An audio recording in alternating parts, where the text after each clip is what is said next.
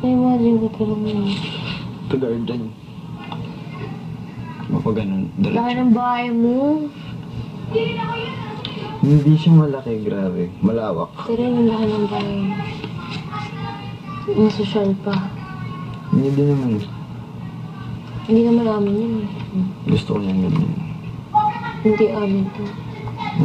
Dream kong bahay. Simple lang. Simple pero maganda tingnan.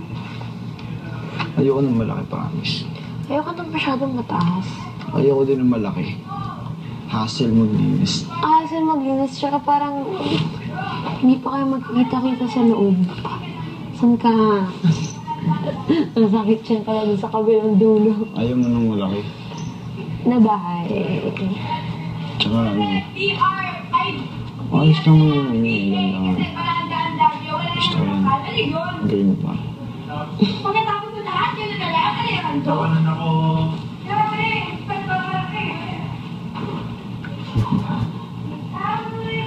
Grabe, ni-imagine ko ng puno rin. Galingan sa dati. Kasi kakalipat lang namin dito kasi nga malapit din sa friend namin tapos malapit dito. Kasi nga mahal yung... Wait, BBB. Paano? Ano? Ilang years kami sa... Hindi yung kotse. Dati... Ha? Hindi itong kotse. Wala kaming kotse. Wala. Uy, ka rin, dream ko pa nga magkaroon ng kotse, tapos biglang may kotse, ha? Sabihin, nakabili sila ng kotse. Paano yung pagpasok ng bahay? Kwento mo rin. Sige. Dati Ito kasing daanan to, maliit na yan. Kaya lang, dati dyan yung aso, may kid siya, nung hindi pa siya patay. Dito kami tumadaan sa malaking hassle.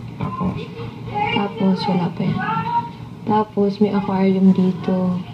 Tapos, puro mga balikbayan box dito. Iba na nga yung look ng bahay na yun eh. Maraming balikbayan box, saka kung ano-ano lalagyan ng TV ka. Tapos dito yung pasukan dun sa ano. Ito yan o, yan, nakikita mo yung silhouette. Ito. Yan yung parang, sa lamin. Dito yung pasukan. Tapos pagpasok mo dito, ano siya ng living room, ganyan. Tapos dito yung plasma. Sobrang nakakatawa ako dun kasi pinag-arapan ko yun. Mahal. Yun. Tapos, pasok mo yung bar dito. Tapos yung lahat ng ano namin. Tapos nandun yung ref na binili. Parang ganyan yung ref na binili namin. Bagong bili. So, halos sabay yung ref tsaka yung plasma nung bagong lipat. Sabi, kasi nga parang dream ko para sa amin na magkaroon ng ganyan.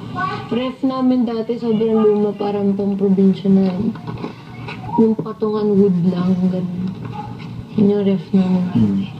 Tapos, yun. So, kaya binilin ko sila niya. Yan, pagpasok doon, yan yung kitchen, ganyan. Tapos sa likod pa nun yung dirty kitchen. Tapos, yung CR, tapos paakyat dito. Tapos, pag akyat dito, may maliit lang na hallway, tapos ito, kwarto ka na ito lahat. Tapos dun sa kabilang side, kwarto ng kapatid ko. Tapos, dito yung stairs ulit, paakyat. Tapos third floor, kwarto ni mami. Tsaka ng baby brother ko. Kasi diba si daddy nasa probinsya. Yan yung buong bintana nila at still door palabas ng terrace. So lahat yan may ganyan kasi uso dun sa village namin puro bakal na sa lahat. Kasi malapit siya sa labas. So maraming magnanakaw ng gano'n. Yung puro bakal. Sa lahat. Pero lahat ng bakal na ganyan may susi para pwede umalis kapag may baha, gano'n. Or hindi baha. Ganun. Bagong lipat lang kami.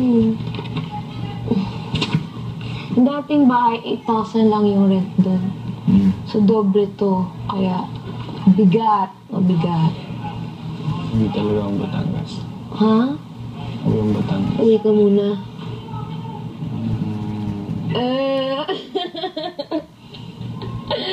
Gusto niya na mag-stay doon. Hindi. Balik ako. Paano nakarin mo dito?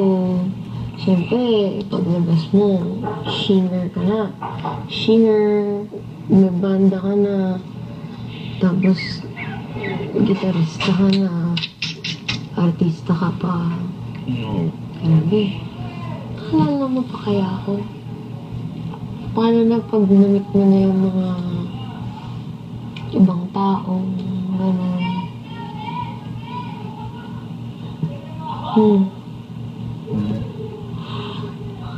Baka makalimutan mo na.